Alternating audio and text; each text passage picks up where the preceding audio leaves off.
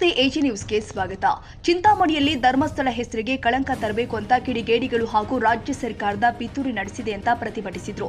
ಚಿಕ್ಕಬಳ್ಳಾಪುರ ಜಿಲ್ಲೆ ಚಿಂತಾಮಣಿ ಪಟ್ಟಣದಲ್ಲಿ ಪ್ರತಿಭಟನೆ. ಧರ್ಮದ ವಿಚಾರಕ್ಕೆ ಕೈ ಹಾಕಿದ್ರೆ ಇನ್ನು 6 ತಿಂಗಳಲ್ಲಿ ಸರ್ಕಾರ ಉಳಿಯಲ್ಲ. ಸಿದ್ದರಾಮಯ್ಯ ವಿರುದ್ಧ ಬಿಜೆಪಿ ಮುಖಂಡ ವೇಣುಗೋಪಾಲ್ ಕಿಡಿಕಾರಿದ್ದಾರೆ.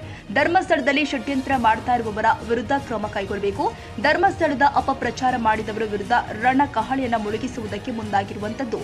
ಶ್ರೀ ಕ್ಷೇತ್ರ ಧರ್ಮಸ್ಥಳ ಹೆಸರಿಗೆ ಅಪಪ್ರಚಾರ ಮಾಡುತ್ತಿರುವುದನ್ನು ಖಂಡಿಸಿ ಚಿಕ್ಕಬಳ್ಳಾಪುರ ಜಿಲ್ಲೆ ಚಿಂತಾಮಣಿ ನಗರದ ಬಿಜೆಪಿ ಮುಖಂಡ ವೇಣುಗೋಪಾಲ್ ನೇತೃತ್ವದಲ್ಲಿ ಬೃಹತ್ ಪ್ರತಿಭಟನೆಯನ್ನ ಹಮ್ಮಿಕೊಳ್ಳಲಾಗಿತ್ತು.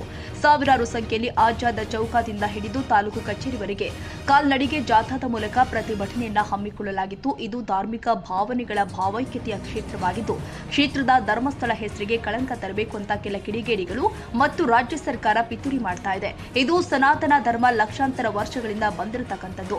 ಧರ್ಮದ ವಿಚಾರಕ್ಕೆ ಕೈ ಹಾಕಿದ್ರೆ ಕಿಡಿಗೇಡಿಗಳಲ್ಲ, ಸರ್ಕಾರ ಇನ್ನು 6 ತಿಂಗಳಲ್ಲಿ ಉಳಿಯೋದಿಲ್ಲ.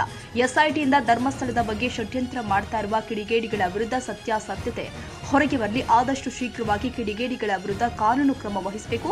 ಧರ್ಮಸ್ಥಳ ಎಂಬುದು ಭಾವೈಕ್ಯತೆಯ ಧಕ್ಕೆ ತರುವವರ ಯಾರಾದರೂ ಕೂಡ ಉಳಿಗಾಲ ಇರೋದಿಲ್ಲ ಅಂತ ಚಿಂತಾಮಣಿಯಲ್ಲಿ ಬಿಜೆಪಿ ಮುಖಂಡ ವೇಣುಗೋಪಾಲ್ ಕಿಡಿಕಾರಿದ್ದಾರೆ.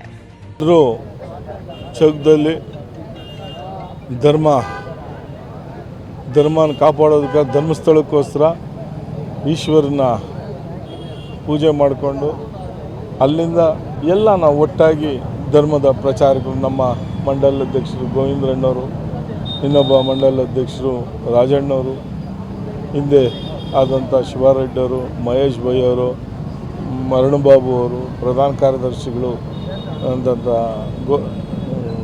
ಗೋಕುಲ್ ಶ್ರೀನಿವಾಸ್ ಅವರು, ಮಂಜುನಾಥ್ ಅವರು, ಆಮೇಲೆ ನಮ್ಮ ಶಿವ ಅವರು, ಲಾಯರ್ ಮಂಜು ಅವರು, ಇವರು ಎಲ್ಲರೂ ಸೇರಿ, ಆಮೇಲೆ ನಮ್ಮ KM ಅವರ ಸುಪುತ್ರರಾದಂಥ ನಮ್ಮ ರಾಜಶೇಖರ್ ರೆಡ್ಡಿಯವರು ಹಾಗೂ ಇತರೆ ಎಲ್ಲ ನಮ್ಮ ಪದಾಧಿಕಾರಿಗಳು,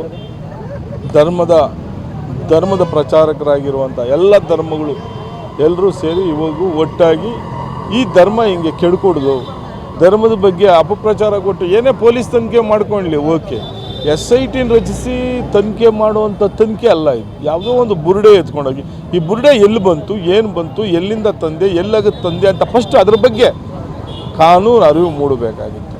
ಲಾಯರ್ ಸಾಹೇಬ್ ಮಂಜುನಾಥ್ ಅವರು ಹೇಳಿದ್ರು, ಅದು 100% ಕಾನೂನು ಅರಿವು ಮೂಡಿ ಅಲ್ಲಿಂದ ನೀನು ಈ ಥರ ಕೆಲಸ ಮಾಡಬೇಕು.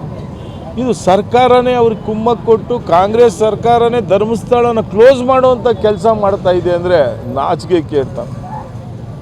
ಅವರು ತಕ್ಷಣವೇ SITನಿಂದ ಸತ್ಯ ಹೊರಬರ್ತಾನೆ ಅವ್ರ ಸರ್ಕಾರ ನಡೆಸೋಕ್ಕೂ ಲಾಯಕು ಜನತೆಯಲ್ಲಿ.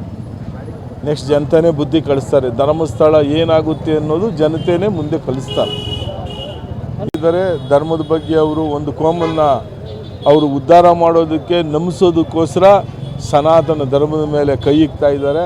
ಇದು ತಪ್ಪು, ಇದು ಶಾಪ. ಸನಾತನ ಧರ್ಮ ಇವತ್ತಿಂದಲ್ಲ, ಲಕ್ಷಾಂತರ ವರ್ಷಗಳಿಂದ ಬಂದಿರುವಂಥ ಧರ್ಮದ ಬಗ್ಗೆ ಕೈ ಇಕ್ಕೋದು ಭಾರಿ ತಪ್ಪು.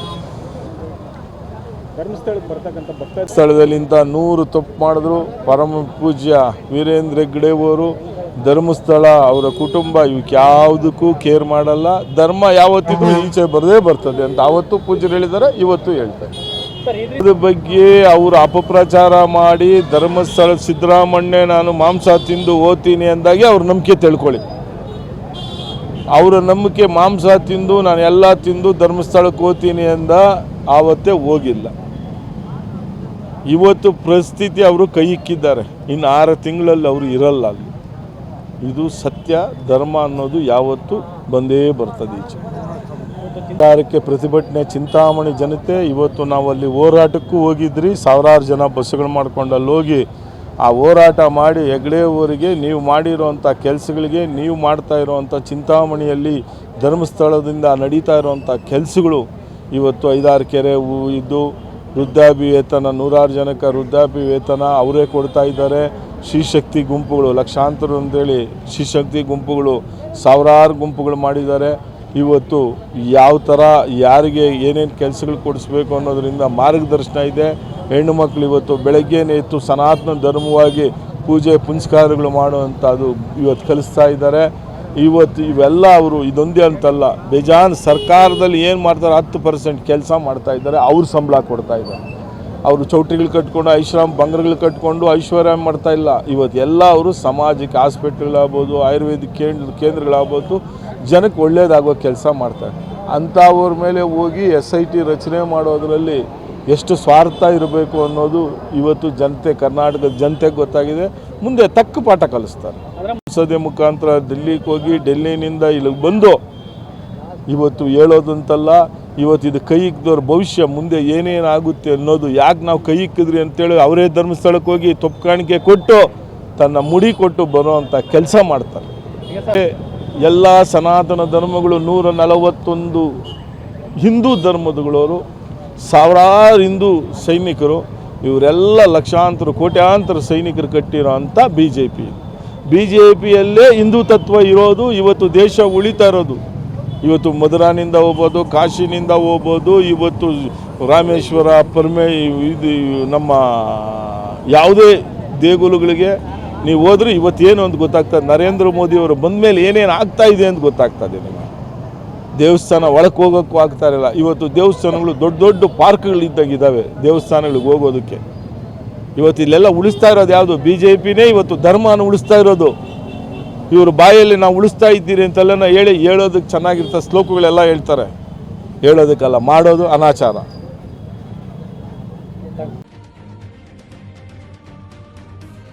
ಕನ್ನಡಿಗರ ಮೆಚ್ಚಿನ ನಿಮ್ಮ AJ 24/7 ನ್ಯೂಸ್ ಕನ್ನಡ ವಾಹಿನಿ ಇದೀಗ ಟಿವಿಯಲ್ಲಿ ಲಭ್ಯ. ಒಂದು ವೇಳೆ ನೋಟಿಸ್ ಕೊಟ್ಟಿದ್ರೆ ವಾಪಸ್ ತಗೋತೀವಿ. ಇವತ್ತು ವಕ್ಫ್ ಪ್ರಾಪರ್ಟಿ ಅಂತೇಳಿ ಬರ್ತದೆ ಅಂತ ಹೇಳಿದ್ರೆ ರೈತರು ಬೀದಿಗೆ ಬದಲು ಏನು ಮಾಡಬೇಕಾಗುತ್ತೆ? ಯಾರು ವೋಟ್ ಹಾಕಲಿಲ್ಲ ಅಂದ್ರೆ ಗ್ಯಾರಂಟಿನೆಲ್ಲ ಸ್ಟಾಪ್ ಮಾಡಿಬಿಡ್ತೀವಿ.